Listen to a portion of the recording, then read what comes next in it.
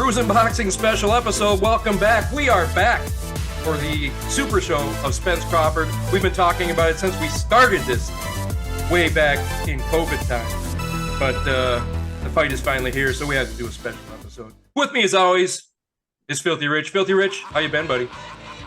You know how it goes. And I usually do this at the end of the show. I'm going to do it right now. I want to give a shout out to some new subscribers. My boy Christoph, my boy Mead, and a couple girls at work, Tara and Amy. Thank you for the subs. I hope you guys watch this, and I will drink to you in just a second.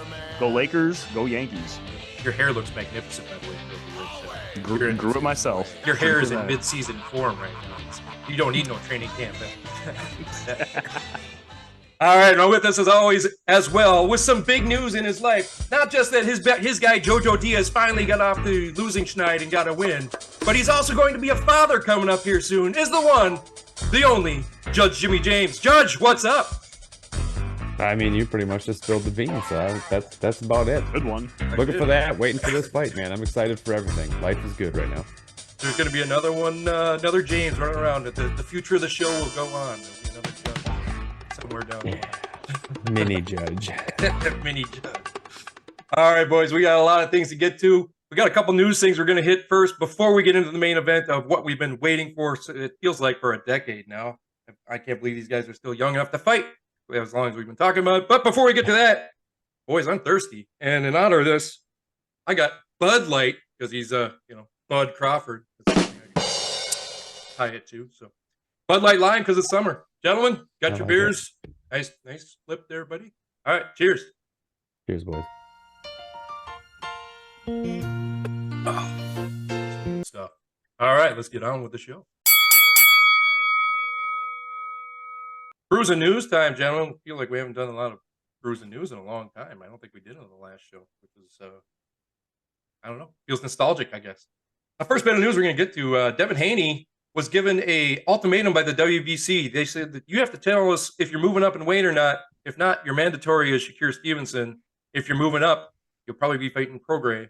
James, what do you think Devin Haney's going to do? And do you think he abides by what the WBC tells him to do anyway? Nobody abides by the mandatory. Nobody cares. Just ask Boo Boo Andre, right?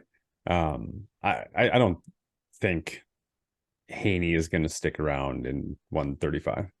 I don't see any reason why he would. He just has all the belts. He just unified. He's going to move up because he probably doesn't want no smoke from two other people in that division, man. Davis and Stevenson. Even if Stevenson's is mandatory. Because I know Stevenson's chomping at the bit saying he needs to fight. He wants to fight Haney or Lomachenko. Who give him both? He doesn't care. Stevenson wants to show how great he is. But I think Haney's going to dip out. He's going to dip out to 140, fight someone for the vacant, the vacant WBO? Yep. You'd be fighting Prograis for some vacant belt. Oh, Prograis got a belt. I think. They have another, Rogerou's belt. Roger, I don't know. Prograis got the WBC. We'll see. He's going to fight Raleigh Romero for the WBA? It doesn't matter. He's either going to fight one of those guys for a belt or the other one because it's an easier path to more money. Because he already has all the belts. So I don't got a lot on this one, man. I think this is pretty straightforward. I think he's gonna dip out, say peace, and then Stevenson's gonna try to fight somebody else 135. Let me ask you this, James, before I pass it on to Rich. Do you think he's mainly dipping out because he doesn't want any of Shakur Stevenson, or do you think he's dipping out because there's more money at 140? Because I think there'd be more money in Stevenson. He don't want that smoke. That's what I think it is too. Filthy Rich, as you've said many times before, belts mean nothing. So I know you don't think it's about the belts. Is it about the fear of fighting Tank and Shakur, or is it going to a division that you can dominate? God, there's so many good points by James. Like I have said before, you fight where the money is, and right now the money is at 135 for now. But you can shelf that, move up to 140, and let them boys come chase you at 140, where in 2 or 3 years, there may be a bigger demand for this fight, which means the payday is probably going to be bigger. So I say, I'm kind of with James on this. You move up your division. you get comfortable at your division. Right now at 135, everybody's pretty comfortable. It's an even fight across the board. I mean, Shakur Stevenson is the dominant fighter at 135. But if you head up to 140, Devin Haney heads up to 140, gets comfortable there, you get Shakur when Shakur decides to move up to 140 before he gets comfortable. And I think people will still be demanding this fight. I would like to think you make it right away so you have some sort of advantage that you're ready. This is your division, and you're gonna teach Shakur. I don't think that happens. I still think Shakur eventually moves up to 140, and if they do fight, Shakur beats him regardless. But move up to 140, fight the small dollar fights for now. Get comfortable. Wait for them guys to move up, even if it's Tank Davis, whoever you want. Let them move up to fight you, and hopefully by then you're champion, I guess. I keep saying you, I mean Devin Haney, but yeah, my move is move up. My advice would be move up to 140. If you have to take another 135 fight, skip that mandatory. Just fight somebody. I don't know, beat somebody. I don't know, man. Don't fight Loma again. Has something, but move up to 140 before I keep getting rambling. Exposed at all with Kambosos really struggling his last few fights? Do you think that puts a little shade on how good Haney was, but it shows that Kambosos has been exposed a little bit? I mean, maybe I wasn't too high on Kambosos to begin with, but the other thing with the whole robbery there, and not to mention, I don't think that people think that he beat Lomachenko. I think Lomachenko probably won that fight. A lot of people think Lomachenko won that fight, so you get out of there before they find you. If that answers your question. Is Haney better off moving up in weight? You think he is a more natural 140 or not? Yeah, I think yeah.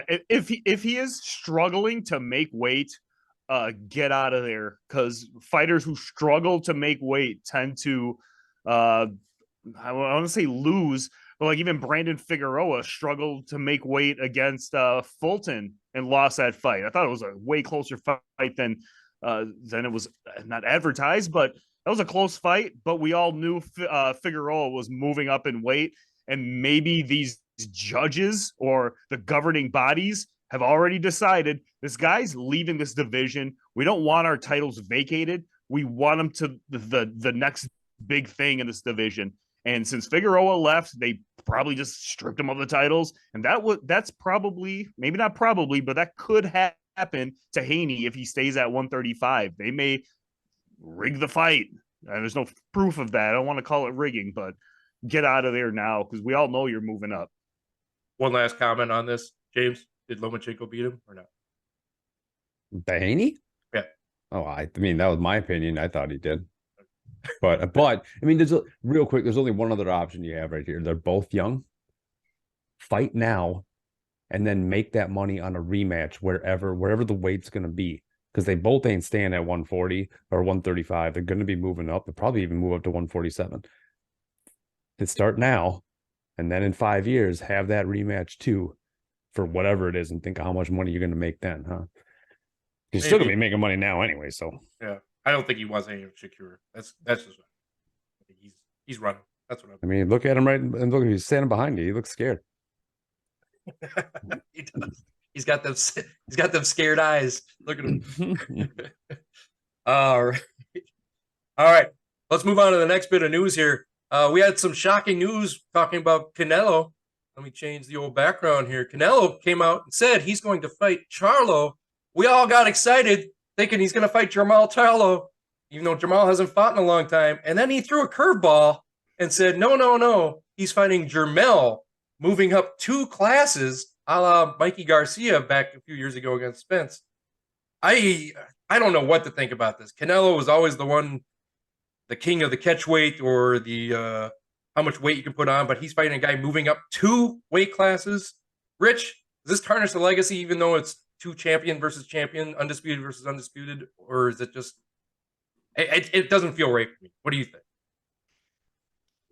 Canelo's legacy is the only thing that can tarnish his legacy are bad drug tests.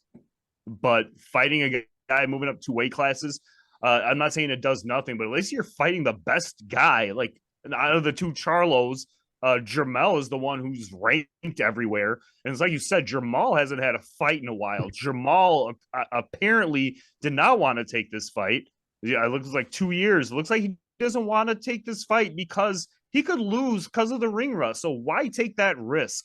You still have your O intact, where Jermel has already lost his O. He's got, I don't want to say nothing to lose, but I don't even know if it's going to be a good fight, but I ain't knocking this at all. I want to see it. It's not the one we all wanted, but backing up a little bit more, Canelo signed a 3-fight deal with the PBC. So here's one fight here. That's a pretty good fight. He's got 2 more coming. It could be Jamal and it could be Benavidez for the other 2. I'm excited regardless. Obviously, this is the third choice for all fans, but my guess, maybe Jermel wanted to move up to 160. And just like I said with the previous fight, you go where the money is. If Canelo's giving you big money, you take that fight regardless. That's true, but this just got a lot of.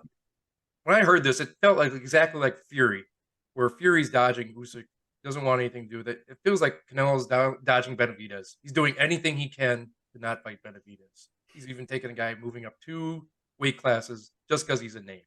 James, what is your feeling on that? Because that's the feeling that I can't seem to shake from.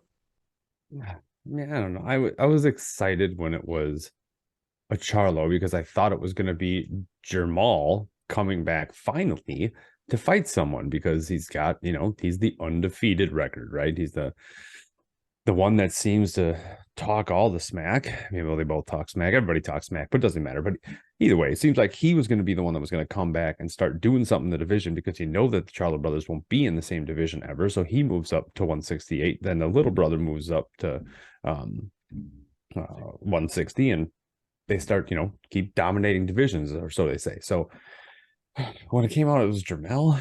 What are you doing? Why are you going from 154 to 168? It doesn't make any sense. Unless, he hasn't fought in over here either. Maybe he's put on a bunch of pounds and he can't make 154 anymore.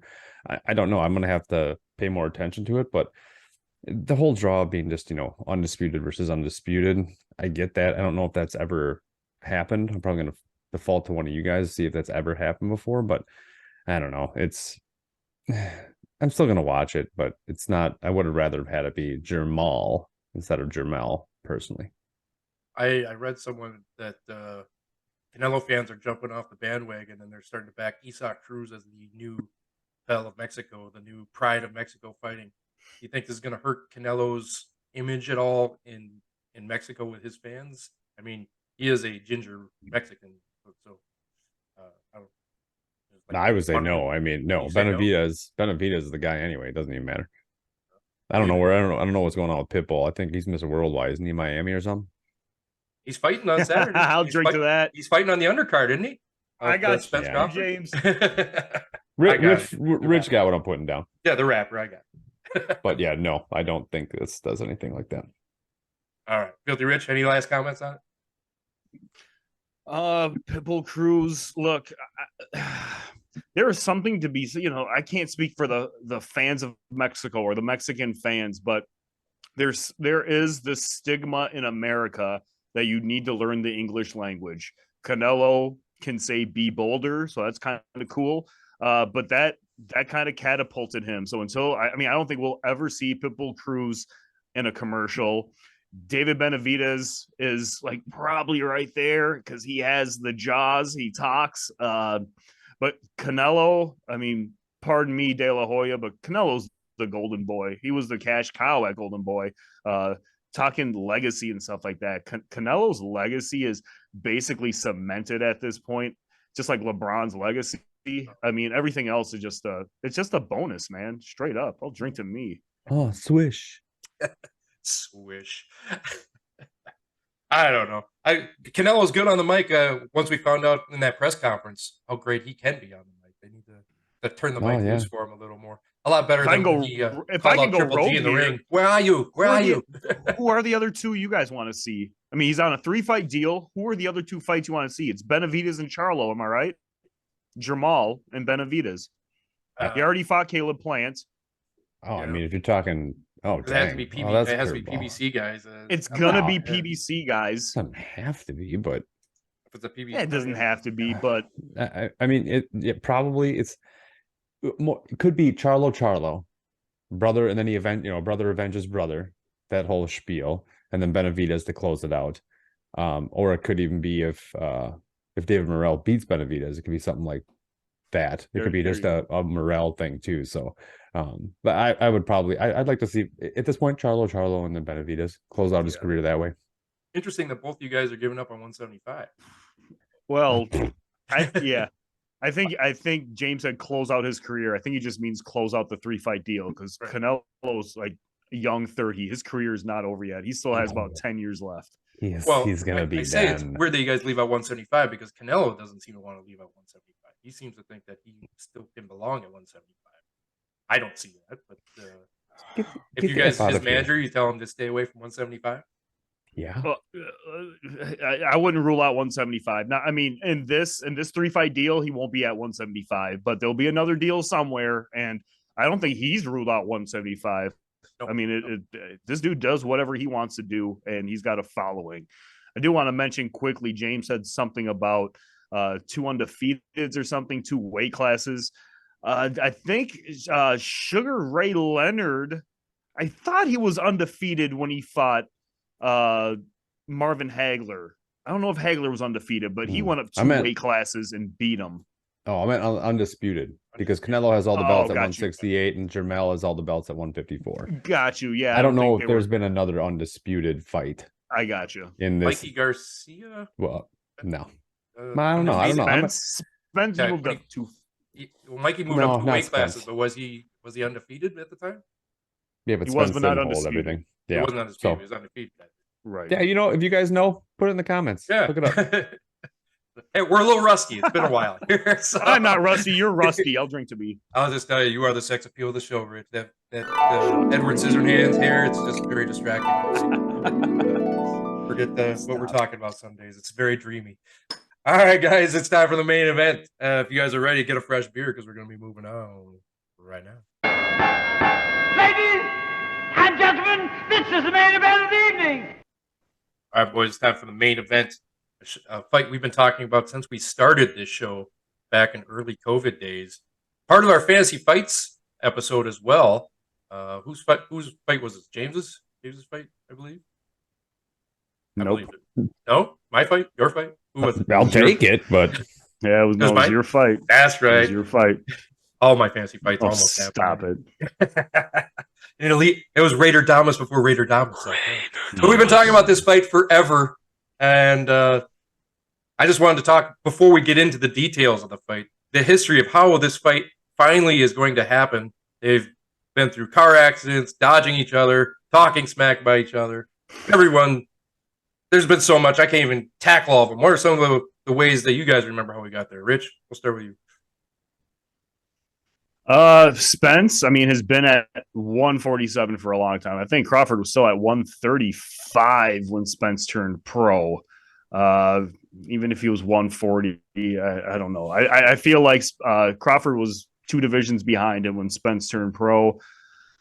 People were asking for this fight for years now. Even when Crawford was still at 140, he got the move up. But they call it the crossing the street. One was with Top Rank, that was Crawford, and Spence was with the PBC. And it is hard to get these fights to happen when you're on the other side of the street. And once Crawford became the free agent, I don't know if he is signed with PBC, but he's somewhere, and this fight is happening. Yeah. James, what are some of the details that you can remember of ways this fight had been talked about and canceled? I mean, this was part of talking about our Filthy Five. This one was our 1A and 2A forever, or 1A, 1B. But we'd argue about Spence or Crawford. Crawford, Spence at the top. And it was me and Rich and Spence. For one, it was people were telling me that Bud ain't got no resume. So it was then fight Errol Spence. Okay. That happened all the time. And now they're finally happening, right? But Rich is right. I mean, Bud was in the league for turned pro 4 or 5 years before Spence did. Obviously different classes, but Bud's been moving up the ladder. Has been in 147 for a hot minute, trying to get some of the bigger fights, but no one's been able to get it, right? Spence has had bigger draw fights on a dollar perspective because we've been fighting on like Dallas. But I mean, these two guys, it's just been, once they got close in weight, it's just been the, I don't know, last like 3 years, 4 years, something like that. They've just been, just give me this fight next, give me this fight next. And it's always just been a fantasy fight, and now it's real. Now it's the real deal. July 29th. It's amazing. They can't agree on anything. They even had to flip a coin of who would come out second. I mean, it's just ridiculous that we've been talking about for years how to get this done. You know, if you want to have a 60-40 split with the extra money going to the winner or whatever you want to do. But hey, James, we appreciate that you're buying this fight for all of us here, especially with the baby on the way. That's awesome that we're going to go there and eat all your food and drink all your Tecate and all that for this big fight. That's going to be amazing. Tecate here, man. I ain't even know Mexican fighters. Get the hell out of here. Well, that's what me and Rich are going to bring over there. Keg. Man, I'm all right, moving. let's get into the tail of the tape of this fight, because this fight probably should have happened 5 years ago, but we still have some impressive resumes for both of them. I'm going to go over a quick tail of tape, and then we'll get into what each has to do to win. I'm going to start with Terrence Crawford. He's 35 years old. He's 39-0 with 30. That's a 77% knockout percentage. He's listed as orthodox, but we both know he switches hands all the time. He goes southpaw, orthodox, southpaw, orthodox. Depends on the round. Sometimes twice, sometimes 3 times in the same round. You never know. Some notable wins for Terrence Crawford. He beat Sean Porter, Kell Brook, Jose Benavidez Jr., Victor Bostal, Delorme, and of course, get the music ready, Amir Khan. Had to get one in there for the old time's sake. He's fighting Errol Spence, obviously. Errol Spence coming in 33 years old, 2 years younger. 28-0, 22 knockouts. That's a 79% knockout percentage. A little higher on the knockout side. 5'10", that's 2 inches higher. 72-inch reach is just 2 inches Less. Crawford. Listed as a southpaw, his notable wins are also Sean Porter and Kell Brook. That's ones that they both beat. He's also beaten Ugas, Danny Garcia, and Mikey Garcia. Mikey Garcia moved up 2 weight classes. This is going to be exciting, boys. I cannot wait. This is a great undercard, too. Maybe we'll touch on that in the outro. But I need to know what Spence needs to do to win. And, Rich, you know, you've been choosing Spence in our Filthy Fives over Crawford a lot of times throughout the years, and we've been giving James a lot of crap for it. So I'm going to let you tell us what Spence has to do to win. Boy, okay. Trying to sizing up Crawford and trying to pick apart what Crawford does well. Crawford is probably the bully out of the two. Spence cannot let Crawford be the bully in this fight. If you have to start strong to win this, you better start strong. This fight is going to be judged round by round, not what happens in the final round. So win those early rounds. We don't know how these judges are going to score anything. So my first piece of advice, do not let the bully be the bully. You need to go out there and bully this guy. I would also say, look, you can fight all these unorthodox fighters, guys who can hit hard with both hands. You've never faced a Crawford before. So as the old saying goes, protect yourself at all times. This is going to be one of the most difficult fights. I mean, Crawford is a difficult challenge for anyone. There's a reason he is undefeated. So protect yourself. Just because you're comfortable on your left, watch out for Crawford's right. It's coming. Keep your distance. You are the, I guess if there's a third thing, keep your distance. You are the bigger guy. You have the longer reach. You're taller. You're just naturally bigger. This is your weight class. So you can be the bully, but be the bigger guy. I'm not trying to compare this with like Deontay Wilder and Fury. The way Fury was just bigger, put your weight on him. You guys are going to be going in at the same weight. So just be the bigger, be big in that ring, be the bully, win the early rounds. And this is a doable fight. This could, I wouldn't say an easy victory. Crawford will never be, no one's had a victory against Crawford, maybe since the amateurs, but you Spence can win this fight. All right, that's what Spence has to do to win this fight. Judge, what does Crawford have to do to win this fight? You've been spouting about Bud for years being number 1 in your Filthy Five, and you've actually turned me over these years. I was a Spence guy, now I'm a Crawford guy. What's he got to do to win this fight?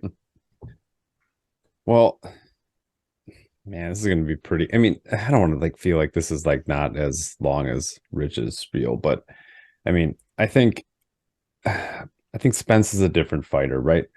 He is a more, I don't even want to say it. This is gonna sound bad, but I want to call him more of a basic fighter, right? I think he's a he fights flat-footed. He stays behind his jab and he just holds a high guard. I think he is susceptible to being hit because he doesn't move at the same rate as, say a Crawford or even, Stevenson, something like that. Someone who's moving around a lot in the ring. So I think Crawford just has to keep pressuring Spence, keep his distance, avoid that jab, and switch it up. Make sure he's constantly moving from head to body, because he's going to catch him off guard at some point. And that's just pretty much, to me, that's all he's really going to need to do. Is if he gets stuck behind a jab or gets put into a corner, Crawford might be in trouble. But then again, I've also seen one get hit in the face and then turn on another gear, which has been just insane. So I think that's his key to victory. That pretty cut and dry. Really nothing. Yeah, cut and dry. Bud has that mode where it seems like he might get into a little trouble, and then you call him a bully. It's hard to call him a bully with his sad eyes that he always has like that. But it kind of is like that in the corner where they just tell him, "You all right?" He's like, "Yep," and then he just goes out there and turns it on, and like he decides when he's going to end the fight. Almost like he gets clipped in the face, and then he's like, okay, now it's on. He sticks his tongue out, and then he bops you around. I mean, what has he got? I don't know, man. He's got like 7-8 KOs in a row. Yep. So, and I mean, against, knocking out Porter was a huge freaking win. And that's finally someone on his resume. I don't care what year spot in his career he beat Porter, right? That was 2 knockdowns that same round, and they quit. So, mute me. I wasn't going to mute anybody. Not on our super show. But, back when we said he didn't have a resume, that was before he fought Sean Porter, Kelbrook, Benavidez, Postal, Delorme. I mean, he's built that resume since. So I mean, I think that's like half. Little off there. Little off on that one, but that don't. Been too much bruise and news for you. Maybe it's been a while. I'm out of.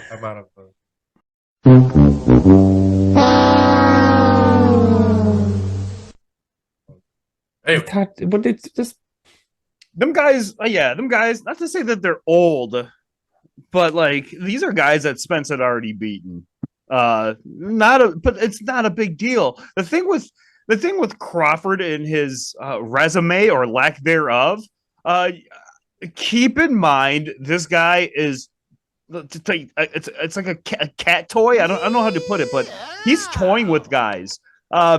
He's fighting left-handed the entire fight when he's naturally right, or he's fighting right-handed when he's naturally left. He's just having fun out there because nobody is really posing a challenge or a threat to him. He is now facing the man of the division. Spence said he's going to clean up his side of the street, and that's what he did. When he won that title from Ugas, he called out Crawford. Crawford's been calling him out too. No one's ducking each other. It's hard to make these fights. It is hard to get the color of your gloves right in some of these fights. But things happen the way Spence wanted to. He said, I'm going to win all these belts, and then I'm coming to the other side of the street. Crawford's no longer there. Crawford, he's not on a Canelo PBC deal, which Spence is on a PBC deal. But this fight was made. I don't know how it got made, but here we are. This is going to be a tough fight for Crawford. There's no challenge like this. Again, there's no challenge like this. Those poor resumes. Some of those guys he should have just been knocking out in the first 2 or 3, 4, 5 rounds. Instead, he goes with Jose Benavidez to the 12th round. You should have knocked him out early. And I think when you knock these guys out early, the dollars go up. The demand goes up. We wouldn't be calling these guys no names or tomato cans, pardon my French. But you knock these guys out early, and there's more dollars generated, and the fight's probably easier to make. But again, that's all in the past. None of that even matters. Here we are. Let's enjoy the moment because it's just a moment. These are 2 southpaws. Historically, 2 southpaws fighting in the ring don't make for an exciting fight. Pacquiao and Mayweather was not an exciting fight, but the buildup was right there. And Spence Crawford this is a nice little build up. We're a week away or a few days away at this point, and don't be shocked if you're let down with I don't want to call it a poor performance, but I don't know. You guys cut me off when you need to cut me off, or bartender. Well, here I'm going to throw a couple me curveballs at you guys too. Now that we went over what those guys need to do to win, any kind of X factors that you guys think about that are going to play into this fight? Like I got two X factors. One, I don't know if you guys saw what Spence said the other day, but he said it's going to be a one-sided ass beating. I hadn't had sex in probably like 8 weeks, so that's an X factor. The sexual habits of Errol Spence. Also, an X factor is the referee too. You talked about with two southpaws, they step on each other's feet a lot. Then too, are we going to have a referee that's going to interject himself too much into the fight? Are we going to have more problems judging? That's one thing I don't want. I hope this doesn't go to the judges. I really don't, because then that could ruin a great fight when you go to the judges. I felt that ruined Triple G Canelo 1 and 2. You had bad judging, ruined the great fights. What are some X factors that you guys are going to be looking for that could possibly play a role in this? Well, first of all, I don't care who Errol Spence is sparring in his bedroom. All right, I don't care about that. You care what Amir Khan is? Oh man, well, whatever, man. You and your Amir Khan. Oh my god. Sorry. No, I mean X factor, man. I would agree, man. The judging, the ref. We don't know that yet. Or at least I don't know that yet. If y'all know it, then definitely say it. But that right there is going to be definitely an X factor. The other X factor I would have is that there's not a fighter like Crawford in terms of his abilities, his athletic ability running around, switching stances and doing that stuff. I think he's very high level on that. And that's his X factor. I think so. I off the top of my head, I can't think of anything else like that. Yeah, the whole bedroom sparring thing. There's not a shred of evidence that stuff works. There was the World Cup. I think it was like 2008, and there was like these. I don't know how World Cup works. I'm a basketball guy. Like when we evolved, we were able to pick up balls and throw them and not kick them anymore. But at some point, there was. I think it was it Germany and Argentina, and the one team was abstinent and they lost. And there's not a shred of evidence to prove that something like that is going to get you the win or something. We are in a subjective sport where we just saw Kambosos rob someone in a fight. Missed the name because I don't know what the viewership was, but it was supposed to be Kambosos, and the judges made sure it was Kambosos, and that's not what was supposed to happen. I'm not too worried about judging in this fight. Again, this is going to probably be a boring fight. And if it isn't, then good. But chances are there's going to be a boring fight. It's probably going to go both ways. I don't know if judges are in someone's pocket at this point, but if they rule this thing a draw, I am okay with that. Spence goes up to 154. We were just talking about Devin Haney moving up and getting a rematch or something like James may have suggested. And maybe this happens. Maybe Spence goes up to 154, has the first draw on his record. And then in a year or so, Crawford moves up to 154. We get a rematch, and there's more anticipation or something. Right, because they're all dodging Boots. Feel? My guy Boots, they're dodging him, moving up because they don't want to. Well, Kambosos was your guy, too, I'm pretty sure. So. Oh, Boots wants the winner. Boots should get the winner, but they'll probably. I think everybody would want the winner. You'd be a fool not to want the winner. The winner is leaving undisputed unless Spence moves up in weight, and then the belts are vacated. But the winner is the undisputed champion as far as I know. I'm pretty sure everything is on the line for this one. Crawford wins. Who wouldn't want Crawford? Spence wins. Who wouldn't want Spence? So exactly good for you, Boots. I'm glad you want him. Everyone does. I don't want to go to the judges. That's the only thing. There's only one other X factor here, right? And that's for someone else to decide. But the trainers. Bomac and Derek James. Thinking the same thing. Derek James, multi-winner of Trainer of the Year. I don't believe Bomac's won it. But I mean, right there, that could be another X factor. They're definitely, if you watched any of the Showtime specials, the All Access, they aren't training in the same sort of spot, same sort of conditions. So that could be a major factor. I don't know, I mean, man, you get all of that stuff, it's all going to be on the training. That's the other X factor I can think of. Oh, there's one other question too that's not been answered to my satisfaction. Is I still don't, eye test wise, Spence has not been the same since that car accident, and we've all seen the video of that car accident. It's amazing that he walked away from that thing alive and still being able to fight this thing. If you've never seen that thing, I'm not going to put it in the. You can look it up yourselves, guys. I don't want to put that on our. I know you guys can see. I'm talking about people watching this, but it's amazing that he survived this.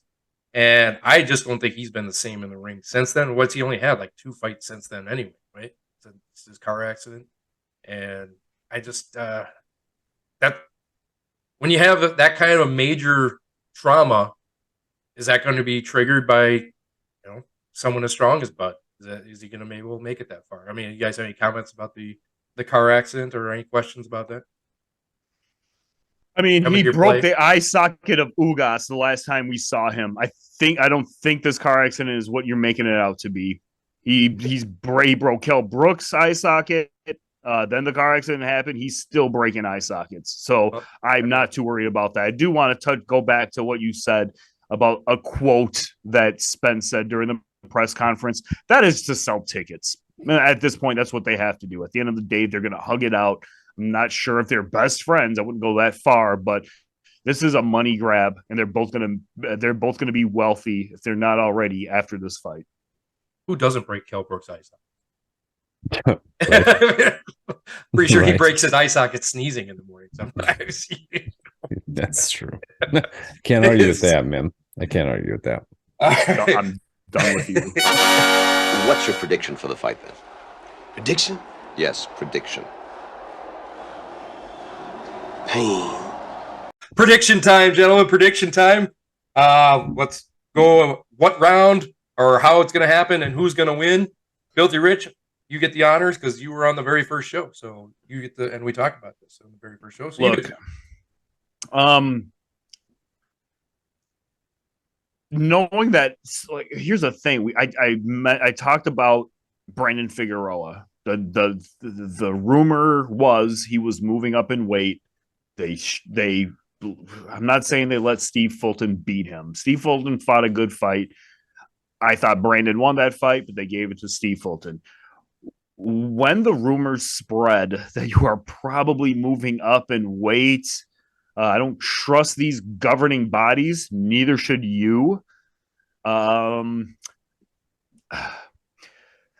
If I even hear that Spence is struggling to make weight, if the rumors start flying here in a week when they have to start jumping on the scale and make mandatory contractual weights, if Spence is struggling, Spence will probably lose. But throw that away. I don't think just because Spence is going to – I think Spence is going to move up. Let's get that out of the way. After this fight, I think Spence is moving up. win or lose?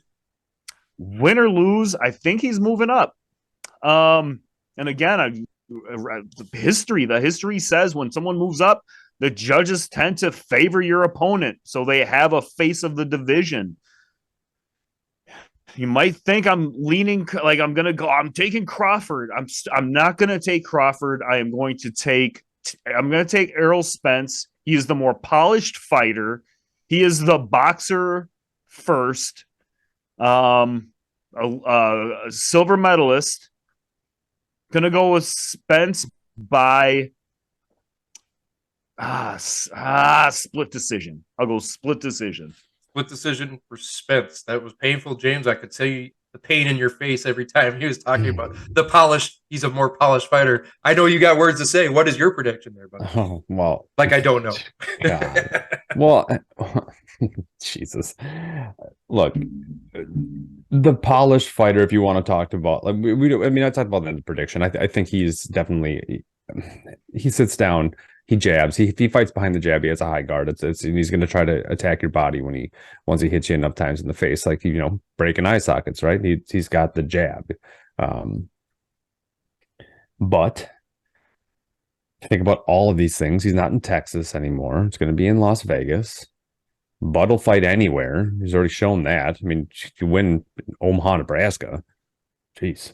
I mean, that X factor, I think it comes down to that X factor. And it's just that he's so unorthodox. in his boxing style, his athleticism, that's what's going to be the benefit. That's going to be the change, no matter how everything else comes into play. So I think it's going to be Crawford, but I think it's going to end up being in the same realm. I think it's going to be a split decision for Crawford because I think it's going to go further on. I think Spence is good enough to hold him at bay when Crawford does have the opportunities to try to capitalize. He'll have a couple of good times to capitalize, but I don't think either fighter is going to be able to close the show in this one. So I think it's going to go a split decision for Spence, for Crawford. Oh, almost a little Freudian slip there. Almost a little Freudian slip, but Yeah, but it's because he just said it. We're on a show here. Relax. Crawford. I get it. We're here, Crawford. Split decision. So obviously, Split I'm no decision. expert like you guys are experts in the field, obviously. But I do watch a lot of these fights. I watch all these fights with you guys, and I love listening to you guys' commentary, even during the fights. A lot of things our fans don't get to see is you guys talking, live during the fights and things that I've learned to see over the years. And when we started this show off, I was obviously on Spence, and you can go back in the history books and see that I always said Spence is going to win this fight. Spence is going to win this fight. I've had the privilege to watch a lot of Crawford fights with James, and when Judge sits there and talks about Crawford during the fight and tells me, look what he's going to be doing here. He's going to be switching here. He's going to go to the corner and turn this on here. The way that Bud can just turn things on when he wants to, when he gets to a certain point it's almost like the calm, Incredible Hulk. Like he hulks up, but he doesn't show the anger. It's the weirdest thing. He decides when he's going to get angry, and then he goes out there, and instead of like in a rage, he just goes in a flash, and all of a sudden it's over. I kind of feel like this is going to happen. I feel like there's going to be a point where Spence is going to catch him early, maybe in like the 4th or 5th round. He's going to catch a little flurry that after they feel each other out for a little bit, and everyone's going to be like, whoa, look at this. Then Crawford's going to go to the corner. They're going to talk to him. They're going to say, you all right? Yep. He's going to have that look. He's going to come out, and he's going to just catch Spence in a flurry, and they're going to have to stop it.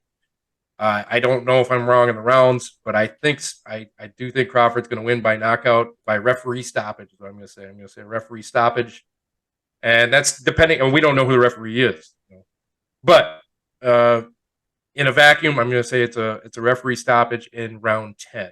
In round 10, after a few beatdowns of him getting angry, Spence may survive a round or two, but they're going to come and tell Spence, hey, you're going to have to show me something, and he's not going to be able to. Crawford's going to unload on him, and then that's going to be it. That's what my prediction is. So I got Filthy Rich, you got Spence by split decision. Judge, you got Crawford by split decision. I got Crawford by knockout in the 10th by referee stoppage. That's our predictions. What is your predictions? Voice them. You can tell it's been a while. Place them down below. Place them down below in the comments. We're going to do specialty shows like this whenever we can, but this one we couldn't pass up. This one is one we've been talking about since the show started. Actually, since way before the show started. This is one we were talking about before we even talked about having a show. So it's finally here. If Matt from Lindstrom was available, I'm sure he would probably take Crawford as well. But we'll just say he thinks draw. We'll say draw. How about draw for Matt Lindstrom? Draw sound good for you guys? We'll give him the credit for that. Maybe I'll put it in the editing here if I get a hold of him. There you go. That's our predictions for the mega event. I cannot wait. I cannot wait to see it with you boys. It's going to be a good time. The Tecate will be on me. I'll bring as much of it as you can drink, James. So it'll be a good time. All right, that's our predictions. What is yours? Let us know in the comments below. And let's go ahead and move on with the end of the show. All right, gentlemen, that was our super show. It was a lot of fun seeing and doing the show with you guys again. Filthy Rich, your hair looks amazing. And because of that, you get that full minute. Filthy Rich, give us your filthy minute. Look, all I got tonight is, our beloved friend of the show in Pretend, Max Kellerman. put us on Max on Boxing, and he is no longer with ESPN. I've been watching this dude since I can remember.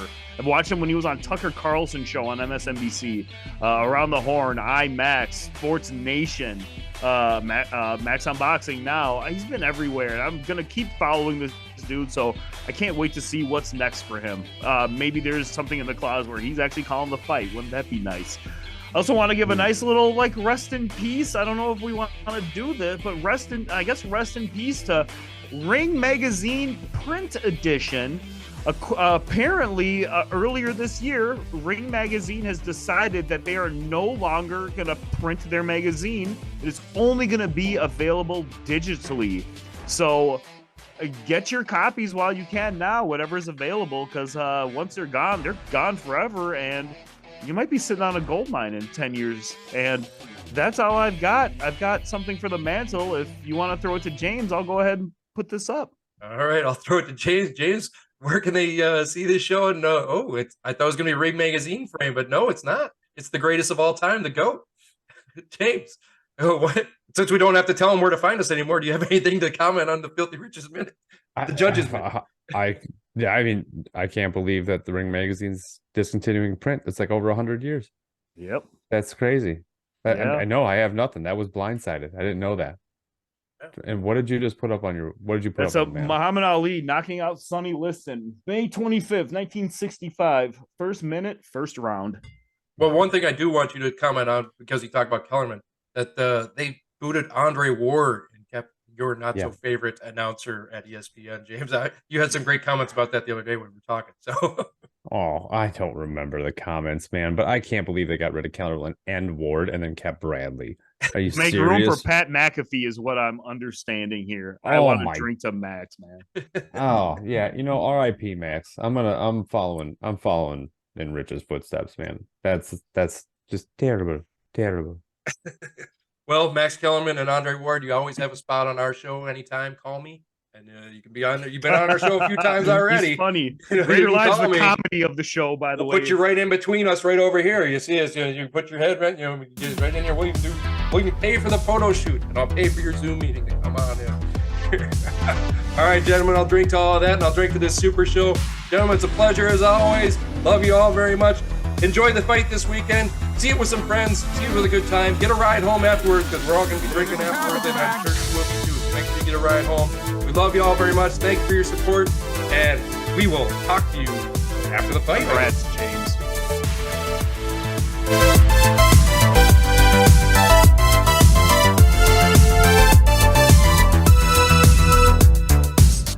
Thanks, Raider, for picking Terrence Crawford. Every prediction you've ever made has been wrong. All the money in Vegas is moving to Spence. I will drink to you, brother.